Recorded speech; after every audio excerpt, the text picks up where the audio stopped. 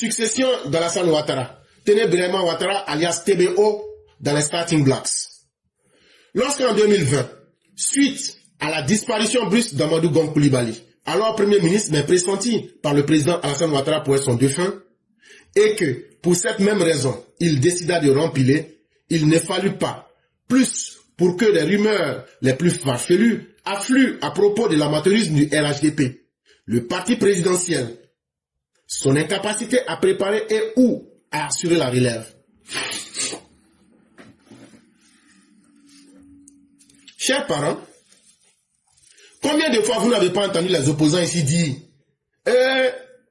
vous les gens du RHDP là, hein, quand en 2020 là, quand Amadou Gon est décédé là, si vous étiez garçon là, pourquoi vous n'avez pas préparé quelqu'un d'autre et puis c'est Ouattara vous avez présenté. Comme la vie là, ça tourne, on dit que la terre tourne. Donc la terre a tourné là. Ce que vous avez dit là, nous on l'a compris. Oh. On a dit c'est pas mauvais. Comme vous n'avez pas aimé, après le décès d'Amadou Gon, comme vous n'avez pas aimé que ce soit Alassane Ouattara qui se présente pour cas de force majeure et qu'on a été incapable de préparer quelqu'un pour la succession d'Alassane Ouattara, vous avez pris ça pour nous moquer, non? Nous on a pris ça comme vrai. On a compris. Ce qui est arrivé en 2020 là, ça va plus arriver en 2030. Ce qu'on ignore, ou du moins ce que l'on fait d'ignorer, c'est que le président Alassane Ouattara, un homme très sage et doté d'un sens d'anticipation très élevé, préparé avec patience et la plus grande discrétion, celui qui va prendre sa place plus tard. Tout était une question de temps. Étant donné les liens de parenté avec TBO, il fallait que le moment soit propice. Hey, on va pas vous blaguer. Hein? On est en train de préparer TBO, il va être notre président en 2030. Il y a quoi dans la vérité, on va pas dire aux gens. Quand les gens disaient Ouattara est vieux, de doit plus être candidat. Quand vous, les gens du RHDP, vous disiez ça. Non, on vous a dit quoi? Que de ça sont vieux là même, on aime. De la même manière qu'on vous a dit que les candidats indépendants, on ne va pas les accepter là. De la même manière, je vous ai dit que conseil de Siriki Diabaté là, on ne va pas faire là.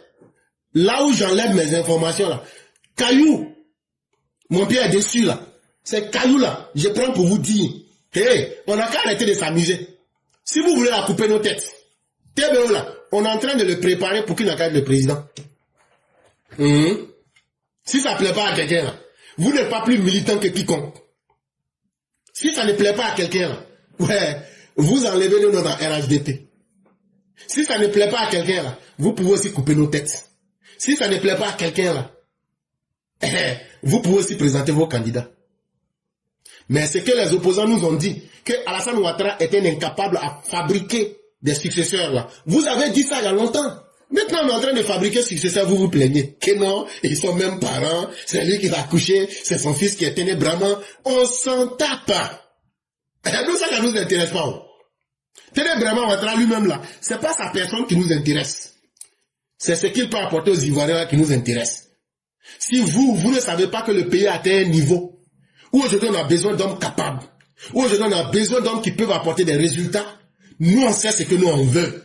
Nous on n'a pas dit que notre choix là, c'est validé par Dieu, hein, mais nous on vous dit en grand caractère ce qu'on est en train de faire. Oui, on est en train de préparer Ténébrement. Mais si vous faites ça là, les gens vont le détester. Il vous a dit qu'il n'est pas marié, il vous a dit qu'il n'a pas d'enfant, il vous a dit qu'il a besoin de l'amour de quelqu'un, vous l'avez attrapé sur femme de quelqu'un. Et voilà, on s'en fout. Il va se faire des ennemis. Mais qui vous a dit que toute la Côte d'Ivoire l'aime? Il n'est pas là pour être aimé. Il est là pour servir les Ivoiriens. C'est des arguments farfelus. Non, ça va créer des troubles à l'intérieur du RHDP. Mais le RHDP même là, il y a des traites déjà parmi nous. Il y a des traites déjà parmi nous. Mais des gens honnêtes comme nous sont très rares dans le RHDP.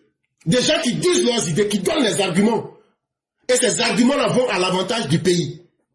Et tenez vraiment, on ne l'aime pas plus que le président Ouattara et on ne le déteste pas plus que le président Ouattara. C'est ce qu'ils peuvent apporter au pays qui nous intéresse. Quelqu'un qui a pu protéger la vie de vos parents. Quelqu'un aujourd'hui qui a toute l'intelligence de pouvoir apporter plus. Il faut le négliger parce que ça va mettre les gens mal à l'aise, mais ça va compromettre nos vies. Hey, on va vous mettre mal à l'aise, mais nous là, on ne va pas sacrifier nos vies pour faire plaisir à quelqu'un. Ce qui nous arrange aujourd'hui, elle s'appelle Ténébrement Ouattara. Et vous aviez dit que le président Ouattara n'était pas capable de préparer des successeurs. Maintenant, là, on vous donne le nom d'un de ses successeurs. Et puis, il n'est pas le seul. Hein. On a au moins 3 comme ça. Si vous ne savez pas, là, mon pied là, caillou sur lequel mon pied est là, je vous donne des informations, je ne rentre pas dans les détails. C'est pas Téné Bréma seul, hein, on en a 3. Ça veut dire que même si vous empoisonnez Téné Bréma à l'heure là, on va sauter en même temps sur le deuxième. Si vous empoisonnez lui encore là, on va encore sauter sur le troisième. Ça ne vous cache même pas. Hey. C'est vous qui avancez, c'est vous qui êtes esclave des événements. Sinon nous là dans notre tête tout est clair. Hein. Dans la tête du président Ouattara tout est clair. On n'aura pas honte de quelqu'un, des xénophobes, des tribalistes, des espions, des hypocrites cachés dans le parti. Non, ça ne marchera pas. On fera ce qui peut arranger d'abord la majorité des Ivoiriens. Et nous on le dit, on décomplexe le message et on assume. Il y a quoi dans la vérité? Si sur cette terre-là, il n'y a pas de garçons pour dire la vérité, là, c'est que l'être humain ne mérite pas d'être là. Toutefois, en réalité, tout a débuté en 2011, lorsque Téné Bréma Ouattara quitta son emploi dans le secteur financier pour venir servir aux côtés de son frère aîné en 2011. À cette époque-là déjà, il a nommé ministre des Affaires présidentielles en 2012. Une chose en entraînant une autre, ses responsabilités s'accrurent à un tel point qu'on lui confia la gestion des services rattachés à la présidence, notamment le cabinet de la première dame et le domaine réservé au chef de l'État, c'est-à-dire les services de renseignement et des questions sécuritaires. Beaucoup sont là, c'est comme si, quand on connaît rien là, on se calme. Ce monsieur-là, il a été formé à tous les leviers du pouvoir pour la gestion. Il a été formé dans les services de renseignement. Il a été formé dans les services de sécurité. Il a été formé dans tous les domaines. Et toute cette formation-là, quand tu entraînes quelqu'un là, c'est pour qu'un jour, il puisse venir donner le résultat de l'entraînement. Et aujourd'hui, vous allez venir vous arrêter que non, non, non, si on fait ça là, c'est pas bien. Est-ce que nous, on vous a dit qu'on est en train de parler de morale? Est-ce qu'en politique, là, on vous a dit que c'est une affaire de religion? La politique est d'abord une affaire d'intérêt. Et celui qui peut nous arranger aujourd'hui s'appelle Téné Bréma Ouattara. Et quand je vais être à Abidjan, là, je vais porter son tricot. Il y a quoi dans la vérité qu'on ne m'a pas dit? Il y a quoi dans la vérité qu'on ne m'a pas dit? Parce que lui, il est le petit frère du président. C'est la même mauvaise personne. Chaque fois, vous avez des arguments, mais nous, on est dans les actions. Vous, là, vous avez la parole, mais nous, on a les actes, et nous, on les pose. Qui d'autre que lui pourrait jouer ce rôle? C'est-à-dire qu'il commence à siéger au Conseil national de sécurité.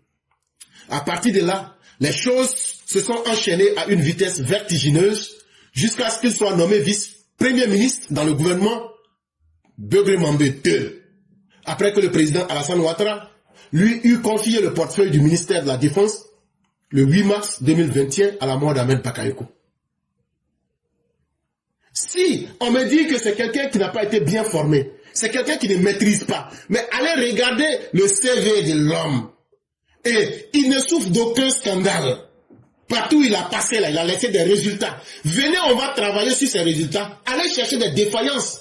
Quand il était au Conseil national de sécurité, quand il était aux affaires présidentielles, quand il était au ministère de la Défense, c'est le scandale qu'il faut chercher. Le Togo ne vous a pas choqué.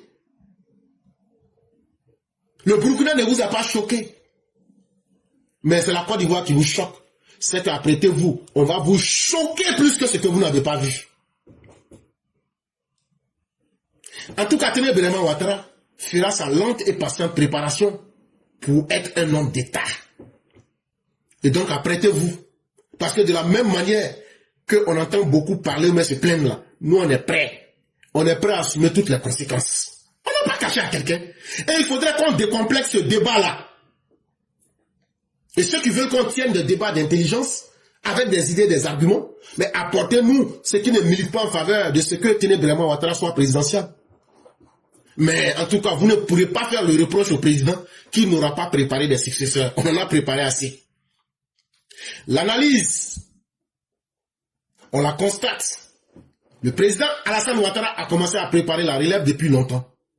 Plus longtemps qu'on pourrait le penser. Le seul hic, c'est qu'il devrait tenir compte du paramètre temps pour ne pas susciter des vagues non seulement au sein du RHDP, mais encore à l'international. Alors, si le ministre de la Défense, Téné Birahima Ouattara, a vu ses responsabilités renforcées par celles de la vice-primature, c'est que le temps de la clarification et de l'affirmation est venu. Si vous ne savez pas là, lire, si vous n'avez pas de lecture politique là, c'est votre problème. Mais quand vous regardez l'ascension de Téné Birahima Ouattara là, il ne fait qu'aller crescendo. Ce qui évolue ne va jamais au plus bas. Toute chose qui évolue là ne diminue pas. Et donc ses responsabilités ne feront qu'augmenter. Et donc, quand on dit ça là, ça doit être clair pour les uns et les autres.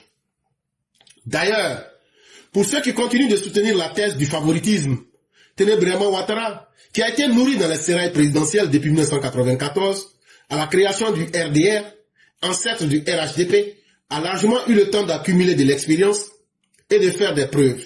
Le président Alassane Ouattara lui-même l'a d'ailleurs affirmé lors de l'annonce de sa candidature en juillet 2025, lorsqu'il évoque pour la première fois le groupe de mots de transition générationnelle. Nous, on ne saute pas sur les événements, nous, on regarde les faits et nous les apprécions sans état d'âme.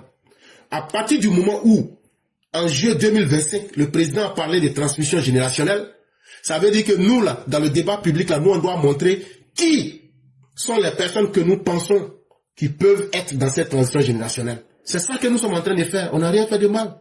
Et on ne va pas reculer.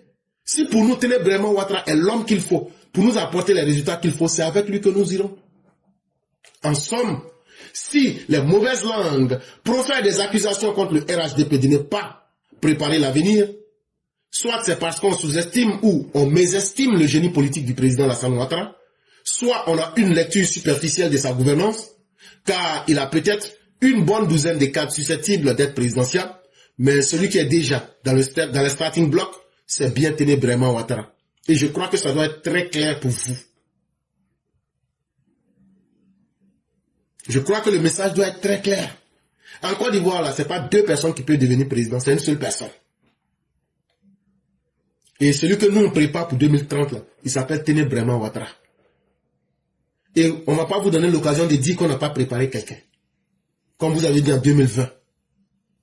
Et on ne va pas se sous-estimer. Et on n'aura pas peur et on n'aura pas honte. On va faire ce qui est bon pour la Côte d'Ivoire. Et non ce que les uns et les autres voudraient qu'on fasse.